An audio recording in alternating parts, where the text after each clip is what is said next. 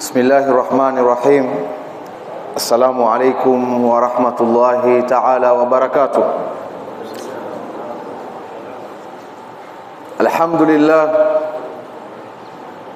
Alhamdulillahi alladhi la awwala liwujudihi wa la akhira lijudihi,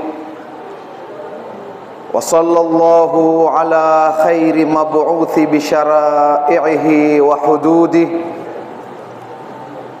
wa ala alihi wa ashabihi wa azwajihi wa junudihi wa ba'd. Ndugu zangu Waislamu, tumshukuru Mwenyezi Mungu Subhanahu wa Ta'ala, ikiwa leo ni tarehe 17 au Ramadhan ya 17 sawa na tarehe 19 April 2022. Kwa hakika ndugu zangu Waislamu, siku ya leo ni siku kubwa katika tarehe ya Kiislamu. Ni siku ambayo kwamba ndani yake kulitokea vita vikubwa, vita vya Badr. Vita vya Badr vilikuwa ndani ya mwezi mtukufu wa Ramadhan, na ilikuwa ni siku ya 17 kama siku ya leo. Leo pengine tuko wengi twapenda kufuatilia habari za dunia, kujua nchi kadhaa imefanya hivi, huku kumetokea lile, huku kuna kitu kadhaa chatokea. Bali wengi wetu saa hii twafuatilia hivi vita ambavyo kwamba vaendelea sasa, vita vya Russia na Ukraine. Wala hakuna makosa kufuatilia habari za dunia. Mimi mwenyewe binafsi napenda kufuatilia habarati za ulimwengu, lakini fuatilia na yako ama mambo ya dini yako pia, ukiwa wayajua ufuatilie pia, usome au kuuliza au kusikiza. Vita vya Badri ni hadathun adhimun fi tarikhina al-islami. Ni tukio kubwa sana ambalo kwamba lilitokea katika mwezi wa Ramadhan katika history yetu sisi Waislamu, kwa sababu ni vita lakini si kama vita vingine. Ghazwatu Badr, vita vya Badr. Awalan, vita ambavyo kwamba Mtume Muhammad sallallahu alaihi wasallam katika uhai wake aliwahi kwenda kupigana akiwa ndani ya kile kikosi ni vita 19, na wako baadhi ya muarrikhun wakaongezea zaidi ya hii 19. Na katika hizi vita 19, vita 9 ndio Mtume Muhammad sallallahu alaihi wasallam alienda, ima alipigana au hakupigana. Na katika vita hivi 9, mojawapo ni hii ambayo kwamba tutakayozungumzia leo, vita vya Badri. Ndugu zangu Waislamu, vita vikubwa kama hivi vya Badri, sababu yake kubwa kutokea ni kuwa Mtume Muhammad sallallahu alayhi wasallam baada ya kutoka Makka kuhama Madina, akaja akapata habari kuna msafara wa Makuraish. Msafara kama ule wamebeba mali nyingi ya kibiashara, na wanatoka Sham, watapitia sehemu katika Madina kwenda zao mpaka Makkatul Mukarrama. Mtume baada ya kupata habari kama hii kuwa kuna msafara wa Makuraish watoka Sham waelekea Makka. Mtume sallallahu alayhi wasallam lengo lake ikiwa si vita, ni kwenda kuuzuia msafara kama huu. Na pengine waweza kujiuliza, sababu gani Mtume Muhammad sallallahu alaihi wasallam kuzuia msafara kama huu wenye mali? Bila shaka siku yoyote ama wakati wowote ukipata njia ya kumpiga adui yako, kwa njia yote ile utaitumia, njia yoyote. Mtume sallallahu alaihi wasallam alikuwa iwajaribu kushika huu msafara wenye mali nyingi ili kuwapiga Makureish wale makafiri vita economically, kwa sababu hata ulimwengu wetu kwa sasa, angalia nchi ambayo kwamba lau ikiwekewa vikwazo, nchi ikitaka kuanguka, basi Umoja wa Mataifa au Amerika na allies wake basi huwekele nchi vikwazo.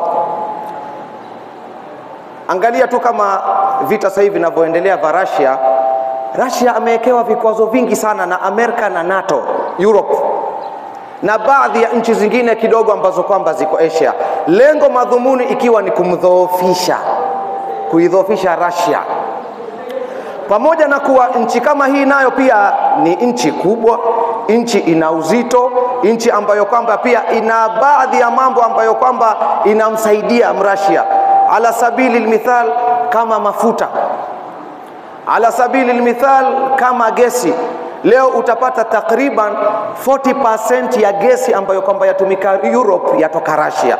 Kwa hivyo ni vita hivi vinaendelea, amewekewa vikwazo na nchi kubwa kubwa, lengo ikiwa ni kumdhoofisha. Mtume sallallahu alaihi wasallam kutaka kuuzuia huu msafara ni kuipiga ama kuwasumbua Makureish, kuwekea vikwazo au kuwapiga economically. Mtume Muhammad sallallahu alaihi wasallam akatoka na maswahaba zake kwenda kuuzuia msafara kama huu, msafara ambao kwamba ulikuwa waongozwa na Abu Sufyan. Abu Sufyan alikuwa ni mmoja katika wazito wa Makureish, akiwa na takriban watu 40 katika msafara wake. Na safari kama hii ipo katika Qur'an, ama safari za Makureish kutoka Maka kwenda Sham imetajwa katika Qur'an, bali ilikuwa ni ada yao. Mwenyezi Mungu Subhanahu wa Ta'ala katika Qur'an asema liila fi Quraish ila fihim rihlata shitai was-sayf. Liila fi Quraish, kwa kuzoea Makureish, ila fihim, kuzoea kwao, rihlata shitai, safari wakati wa baridi, wasaif, na wakati ama msimu wa joto. Ilikuwa msimu wa baridi, Makureish wakienda Yaman kwa ajili ya biashara. Ilikuwa wakati wa asaif, wakati wa joto, wakienda Sham.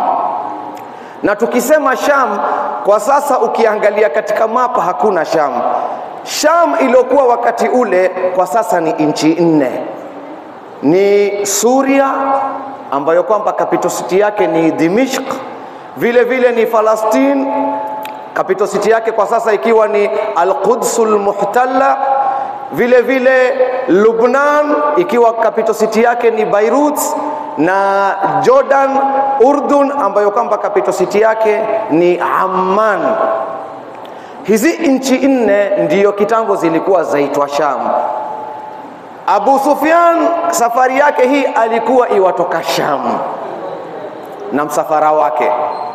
Na katika hii sura Mwenyezi Mungu Subhanahu wa Ta'ala ameiteremsha kwa jina la Quraish, ni suratul Quraish, suratu Quraish. Mwenyezi Mungu amehusisha sura maalum akawaita wao kwa jina lao Makureish, clan yao ama kabila yao. Na sababu ya wao kuitwa Makureish wanapotueleza muarrikhun ni kuwa tasmiyatu Quraish yarji'u ila ismi Qirsh. Wanatuambia kuwa tasmiyatu Quraish, wao kuitwa Makuraish, yarji'u hadha al-ism ila al-Qirsh. Jina kama hili la Quraish latoka kwa jina ambalo kwamba ni Qirsh. Kwa hivyo hata ukiangalia baina ya Qirsh, Quraish, unaona ziko hapo karibu. Qirsh ni papa, samaki ambaye kwamba ni maarufu. Papa tumjua sote, ni katika top predators in the ocean. Ni mnyama hatari sana kwa kuwinda wanyama wenzake hapo baharini. Hata binadamu akimpata baharini ana salama. Yojulikana ni mnyama hatari kabisa. Kwa kuwa ni mnyama hatari baharini, Makuraish, ili jina wakaitwa Makuraish kwa sababu na wao walikuwa wana nguvu. Wao ndio walikuwa wakidominate Makka nzima na vile vile Al-Ka'batul Musharrafa. Kama venye Qirsh papa ana dominate baharini, samaki wadogo wadogo wote wanamuogopa, basi vile vile Makuraish walikuwa wana dominate, wanaitawala Makkatul Mukarrama, na vile vile control ya Al-Ka'batul Musharrafa ilikuwa chini yao. Hii ndio sababu kubwa ya wao kuitwa Makuraish. Vita vya Badri, sababu ya kuitwa vita kama hivi Badr, kama anavyoelezea mwanachuoni mkubwa Muhammad Ridha katika kitabu chake Muhammadun Rasulullah, anasema Badrun bi'run kanat lirajulin yud'a Badra. Asema Badrun, Badr, bi'run ni kisima, kanat lirajulin, kisima kama hichi kilikuwa cha mtu, yud'a Badra. Huyo mtu mwenyewe alikuwa akiitwa nani? Alikuwa akiitwa Badr.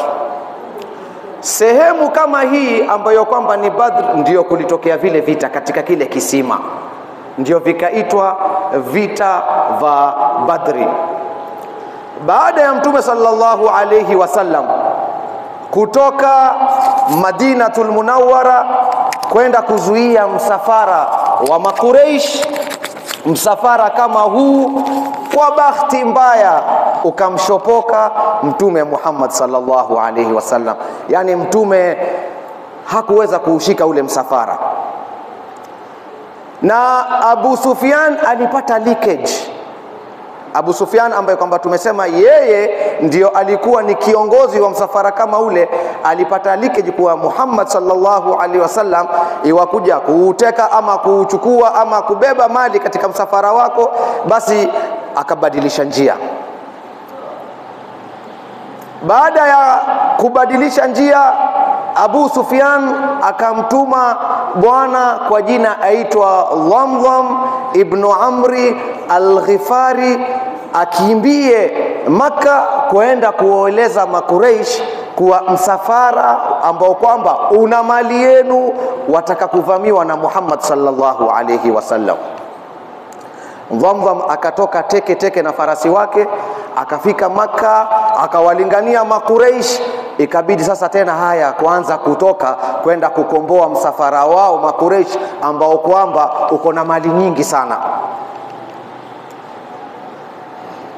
Makuraish wakatoka wakiongozwa na Abu Jahl, na idadi yao ilikuwa takriban 1000. Idadi ya hawa Makuraish wakiongozwa na Abu Jahl.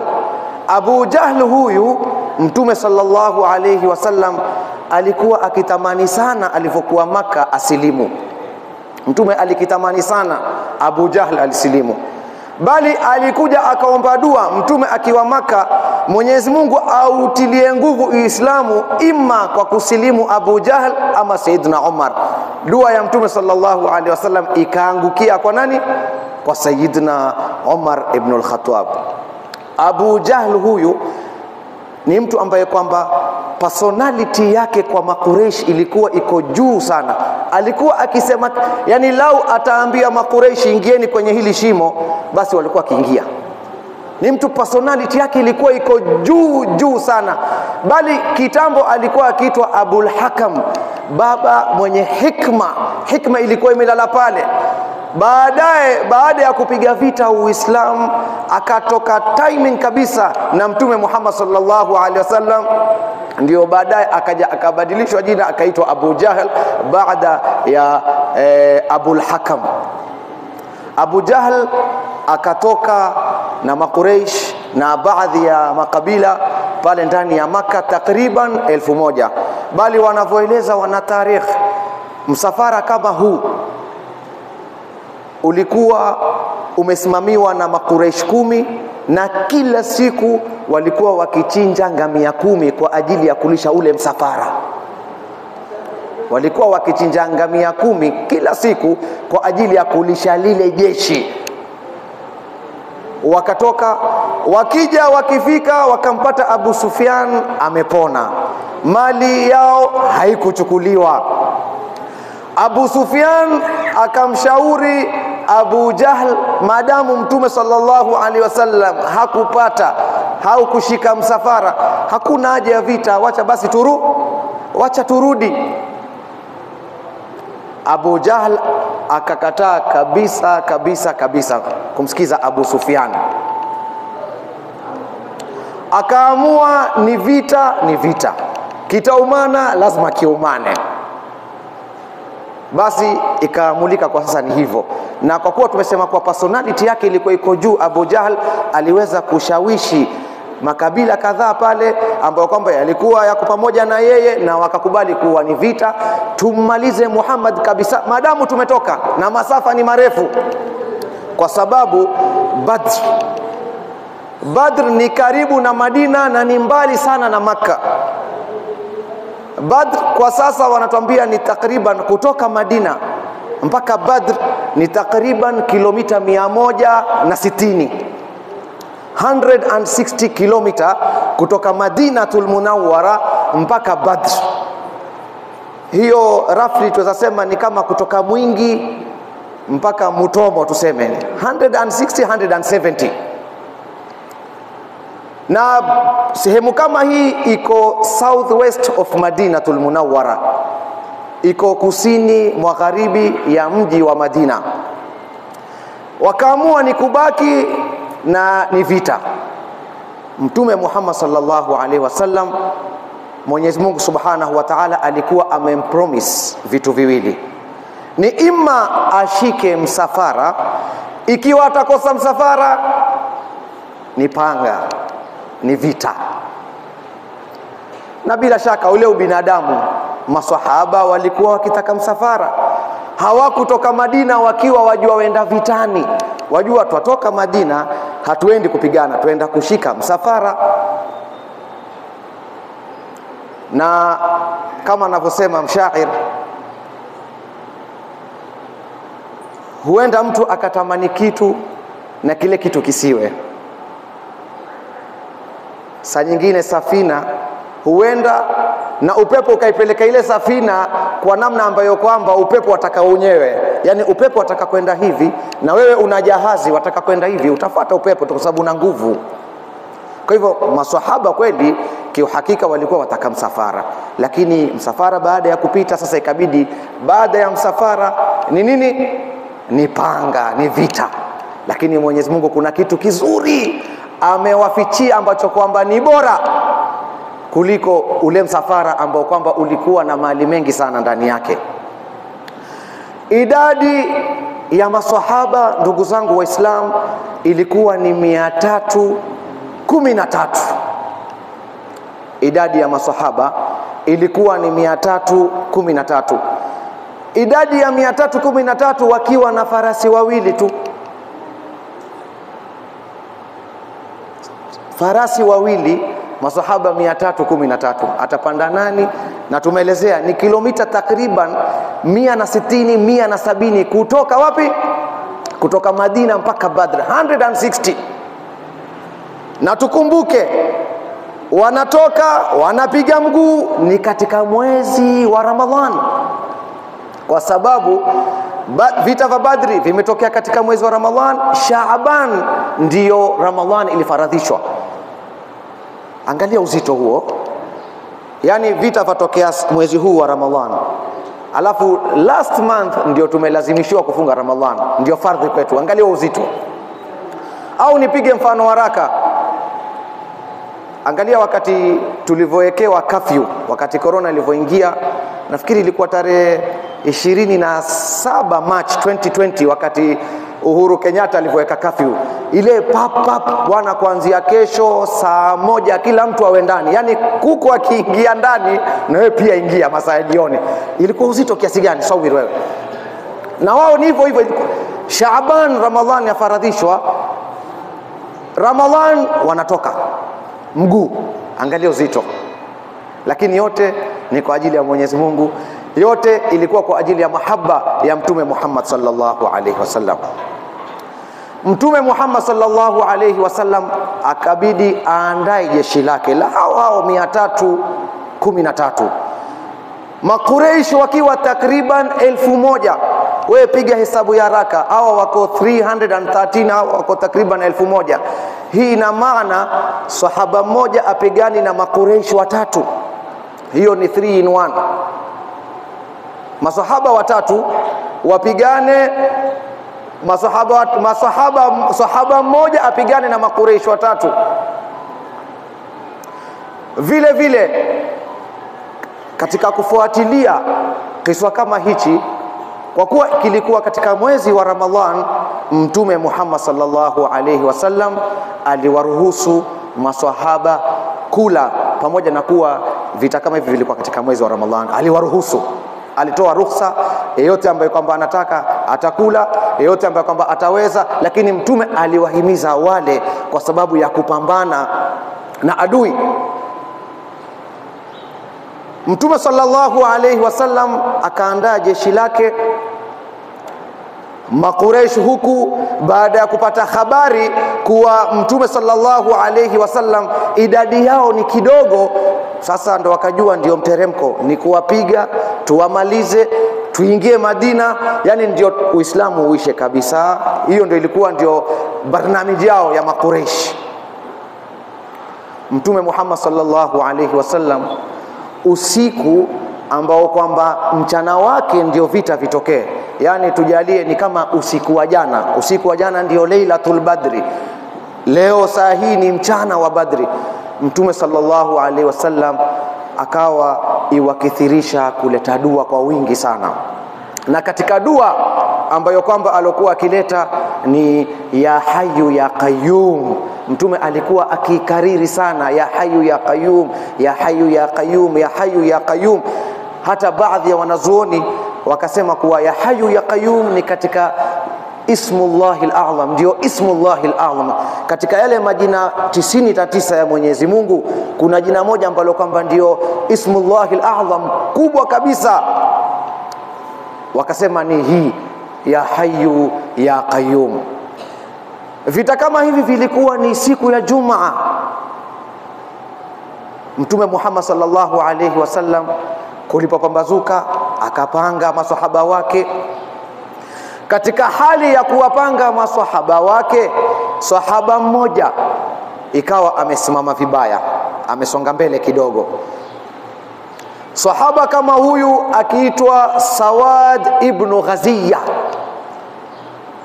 Mtume sallallahu alaihi wasallam akipita akiwarekebisha, kwa sababu kama Mwenyezi Mungu Subhanahu wa Ta'ala katika Qur'an alivyosema, inna Allaha yuhibbu alladhina yuqatiluna fi sabilihi saffan ka'annahum bunyanun marsus, yani safu ziwe zimelingana vizuri. Sawad huyu alikuwa kidogo ametoka kwa line.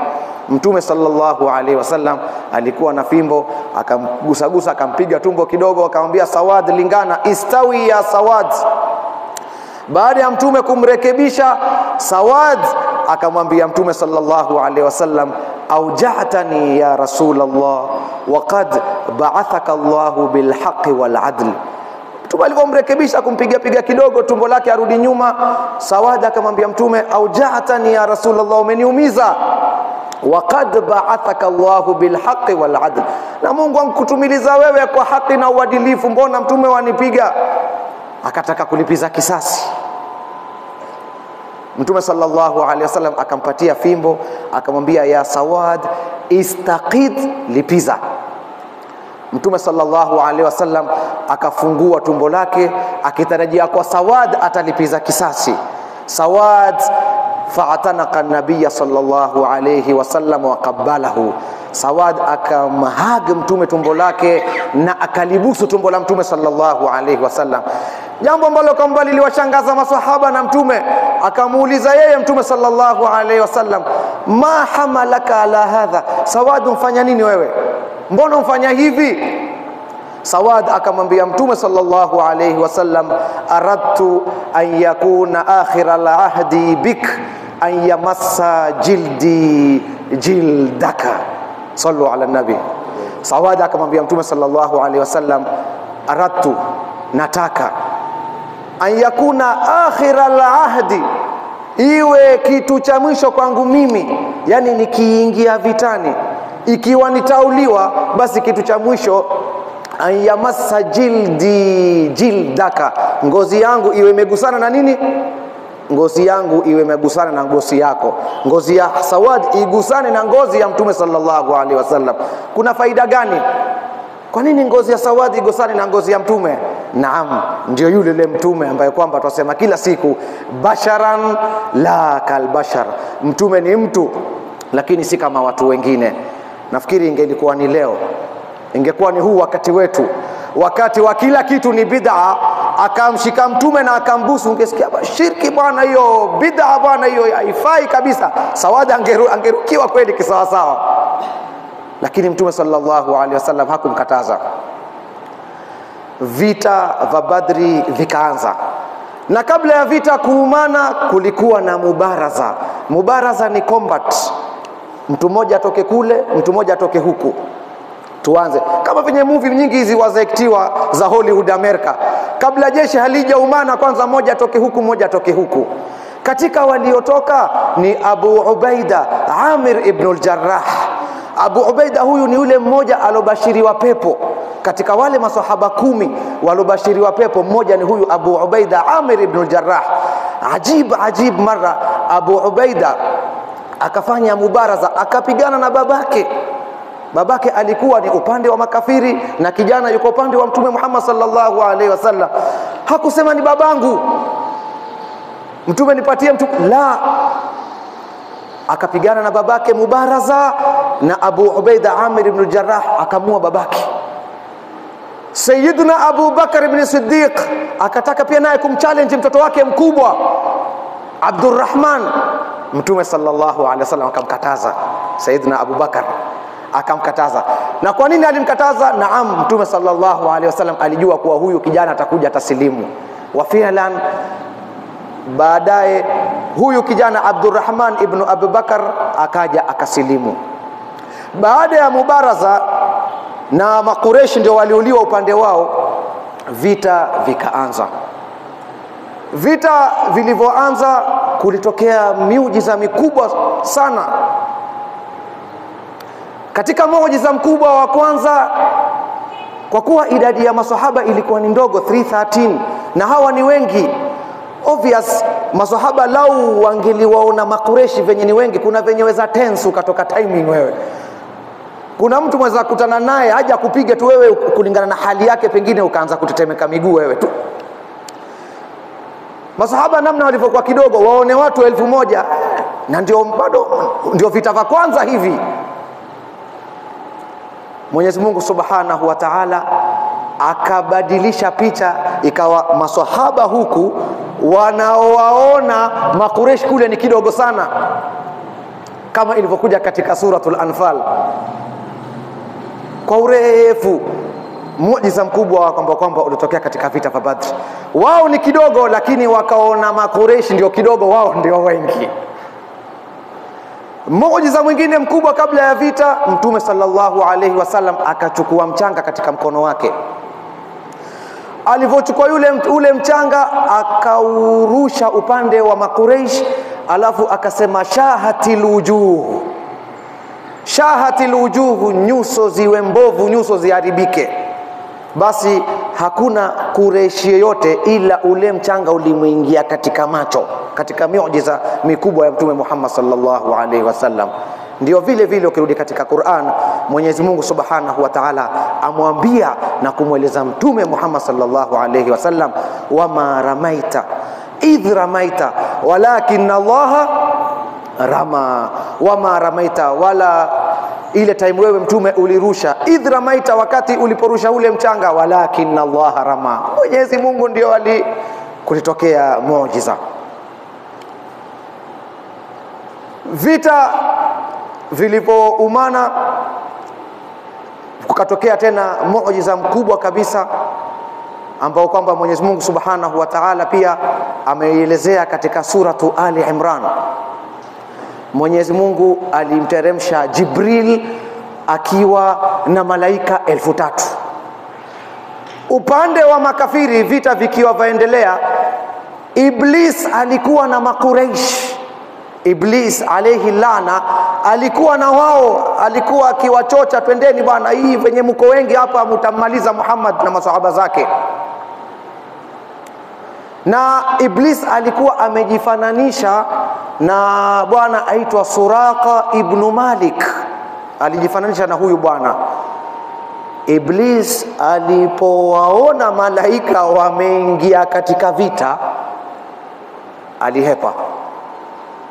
Iblis baada ya kuona malaika wameingia katika vita, Iblis alayhi laana alitoroka. Aliwaambia nini Makuraish ama makafiri? Aliwaambia, inni ara ma la taraun, mimi ninachokiona nyinyi hamuoni. Na hii ni ushahidi kuwa Iblis aliwaona wale malaika. Iblis aliwaona. Na pia imekuja ikhtilaf, je, binadamu sisi tuweza kuona malaika? Nayo pia hii nayo ni topic ndefu, tusiingie huko tukapotea tukatoka katika vita vya Badri. Je, binadamu aweza kuona malaika kwa sura ile ambayo kwamba Mwenyezi Mungu amemuumba nayo? Baada ya malaika kushuka wakiongozwa na Jibril, malaika kama hawa walifanya kazi kubwa ya kuwamaliza Makuraish. Vita viliendelea na vikamalizika, ndugu zangu Waislamu, ushindi ukiwa upande wa Mtume Muhammad sallallahu alaihi wasallam. Pamoja na kuwa idadi yao ilikuwa kidogo, lakini siku zote vita haiangaliwi idadi. Hata Mwenyezi Mungu Subhanahu wa Ta'ala katika suratul Baqara asema, kam min fi'atin qalilatin ghalabat fi'atan kabiratan biidhnillah. Yeye Mwenyezi Mungu tu. Mara ngapi kikundi kidogo kitashinda vikundi vikubwa? Muhimu tu ni biidhnillah, Mwenyezi Mungu atake tu. Wakauliwa makafiri ama Makuraish 70, vile vile wakatekwa nyara 70 ya Makuraish, wakauliwa 70, na vile vile idadi ya 70 wengine wakatekwa ama wakawa ni asiri, wakawa ni mateka. Upande wa maswahaba waliuliwa maswahaba 14, 7 wakiwa upande wa Muhajirun na 6 wakiwa ni upande wa Ansar. Mwenyezi Mungu Subhanahu wa Ta'ala akielezea katika suratu Ali Imran kuhusu hivi vita asema, walaqad nasarakumullahu bibadrin wa antum adhilla fattaqullaha la'allakum tashkurun. Mwenyezi Mungu amwambia Mtume, walaqad nasarakumullah, hakika aliwanusuru nyinyi Mwenyezi Mungu, bibadrin, katika vita vya Badri, wa antum adhilla, na nyinyi ni wanyonge, idadi yenu ni kidogo. Fattaqullaha la'allakum tashkurun, basi muogopeni Mwenyezi Mungu ili mpate kumshukuru. Idh taqulu lilmu'minin, kumbuka ewe Muhammad ulipowaambia masahaba wako, alan yakfiyakum ayumiddakum rabbukum bi 3,000 minal malaikati munzalin, Kumbuka ewe Muhammad, ulipowaambia masahaba hivi hamutosheki Mwenyezi Mungu kuwasaidia awateremshie nyinyi malaika 3000 ambao kwamba ndio hawa walipigana katika vita vya Badri? Bala, Mwenyezi Mungu asema bala, kwani intasbiru, mukisubiri, watattaqu, na mukimogopa yeye Mwenyezi Mungu, wayatukum min fawrihim hadha, na lau makafiri alafu wakawashambulia ghafla, yumdidkum rabbukum bi 5000 minal malaikati musawimin, Mwenyezi Mungu atawasaidia tena na malaika 5000 tena musawimin, wenye kushambulia kwa nguvu. Ndugu zangu Waislamu, hivi ndivyo vita vya Badri, na masahaba kama hawa 313 walipata sharafu kubwa. Bali si masahaba peke yake hawa, hata malaika. Wanazuoni wanatuambia kuwa malaika wale ambao kwamba waloshuka 3000 walopigana katika vita vya Badri ni tofauti na malaika wengine. Sharaf, daraja yao iko juu. Masahaba hawa 313 walibashiriwa pepo wakiwa hapa duniani. Masahaba hawa 313 walopigana katika vita vya Badri. Yake sawir wewe uko duniani ushabashiriwa pepo. Uko hapa watembea ushabashiriwa pepo tayari. Nitamalizia na kiswa sahaba mmoja mkubwa ambaye kwamba alishuhudia katika vita vya Badri, akiitwa Hatib ibn Abi Balta'a. Huyu ni mmoja katika hao ambao kwamba alihudhuria vita vya Badri. Hatib ibn Abi Balta'a, wakati Mtume sallallahu alaihi wasallam akiwa Madina, alikuja akapanga kwenda kuikomboa ama kuifanyia Maka fathi, kwenda kuikomboa, kwa sababu ilikuwa bado iko utawala ya Makureish, makafiri. Mtume akaandaa jeshi, ilikuwa mwaka wa 8 wa Hijra, Mtume kwenda kuikomboa Makkatul Mukarrama. Huyu sahaba mkubwa ambaye kwamba alishuhudia vita vya Badri, Hatib ibn Abi Balta'a, alikuwa ana jamaa zake wako Makka. Alipopata habari, na lazima angekuwa anajua tu madamu yeye yuko na Mtume, kuwa Mtume yuandaa jeshi iwenda kuikomboa Makka, na iwajua kuwa Mtume atakapoenda lazima damu itamwagika, lazima, na yeye ana jamaa zake kule. Hatib akaandika barua kisirisiri, huyu sahaba akampatia mwanamke atoke na hiyo barua kutoka Makka aipeleke, kutoka na hiyo barua atoke nayo Madina aipeleke Makka kwa jamaa zake ili wapate kujiandaa, au kama watatoka Makka, kwa sababu Mtume waje na jeshi lake. Hatib akaandika ile barua akampatia mwanamke. Yule mwanamke akaitia ile barua katika nyele zake akaificha. Mtume sallallahu alaihi wasallam akajua, aliletewa wahi. Mtume sallallahu alaihi wasallam akamtoa Sayyidina Ali na Miqdad na Zubair, akawaambia nendeni mpaka sehemu kadhaa, mtampata mwanamke, mwambieni wapate ile barua mpatiwa. Akatoka Sayyidina Ali na wenzake, wakamfuata, wakampata yule mwanamke. Wakamwambia tumetumwa na Mtume, kuna barua umepatiwa, tupatie hiyo barua tuirudishe. Ule mwanamke akakataa kabisa, hakuna barua napatiwa. Sayyidina Ali akamwambia hakuna venye Mtume za tudanganya. Hakuna kabisa. Tupatie barua, na la sivyo tutakuvua nguo. Threat, lakini bwana sahaba alikuweza fanya, hakufanya, alikuwa tu ile threat kumshtua. Yule mwanamke alipoona mambo yamekuwa mazito, ikabidi akawaambia geukeni. Wakageuka. Walivogeuka akatoa kwenye zile nyele zake barua akampatia Mtume, akampatia Sayyidina Ali. Wakarudi Madina, Mtume akaiona ile barua. Baada ya Mtume sallallahu alaihi wasallam alivyoiona ile barua, na mwenye kuiandika ni Hatib, huyu sahaba mkubwa aloshuhudia vita vya Badri, akamuita, akamuuliza ya Hatib ma hadha. Mtume alikasirika, nini? Kwa sababu hiyo ni kosa kubwa. Hiyo ukifanya katika nchi ni treason, hiyo ni khiana, hiyo ni kumalizwa kabisa. Treason hiyo ni kumalizwa, khiana unamalizwa kabisa. Kama ni serikali umefanya kitu kama hiyo, wamalizwa. Mtume tafshika akamuuliza ya Hatib ma hadha, kwaje Hatib, mbona afanya mambo kama haya? Basi akajitetea kama za Mtume, sikufanya hivyo kwa ubaya, ama pengine Uislamu wangu uko chini, ama la. Akaambia tu ni kwa sababu kule niko na family, nimeogopa pengine wakati ile ukienda Maka ukifanya fathi, pengine familia yangu, jamaa zangu, watu wangu. Sayyidina Umar yuko hapo. Sayyidina Umar alijam akamwambia, ya Rasulullah, da'ni adhribu unuqahu, mtume niwache mimi nimkate kichwa huyu kabisa. Sayyidina Umar alikuwa achezi kabisa yeye. Mtume sallallahu alaihi wasallam alimwambia nini Sayyidina Umar? Alimwambia, la ya Umar, innahu shahida Badra. Hii ndio my point. Mtume sallallahu alaihi wasallam akamkataza Sayyidina Umar kumkata kichwa Hatib ibn Abi Balta'a, akamwambia sababu nini? Innahu shahida Badra, alihudhuria vita vya nini? Alihudhuria vita vya Badri. Mtume akaendelea akamwambia Sayyidina Umar, wama yudrika la'alla Allah ittala'a ala ahli Badr faqal i'malu ma shi'tum qad ghafartu lakum. Akamwambia Sayyidina Umar, kitu gani kitakujulisha wewe, hakika Mwenyezi Mungu amejitokeza kwa hawa watu ambao kwamba waliopigana katika vita vya Badr. Mwenyezi Mungu akawaambia, i'malu ma shi'tum, fanyeni chochote mnachokitaka, kad ghafartu lakum, hakika mimi nimewasamehea. Ndugu zangu Waislamu, hawa ndio mabwana wakubwa ambao kwamba ni ahlul Badri.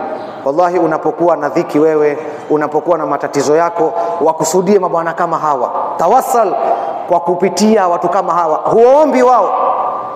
Huwaombi wao, wamuomba Mwenyezi Mungu kupitia venye weza kuwa uko na shida, umekosana na mtu na uwezi kumfikia isipojua rafiki yake ni fulani, na ukimtuma yeye mtaelewana, hiyo ni wasila. Basi muombe Mwenyezi Mungu ukiwa na haja yako, ukiwa na matatizo yako, ikiwa umeharibikiwa na jambo lako lolote, kupitia hawa mabwana. Wallahi usiwe na shaka, itapita moja kwa moja. Aqulu qawli hadha wa astaghfirullah li wa lakum. Wassalamu alaykum wa rahmatullahi ta'ala wa barakatuh.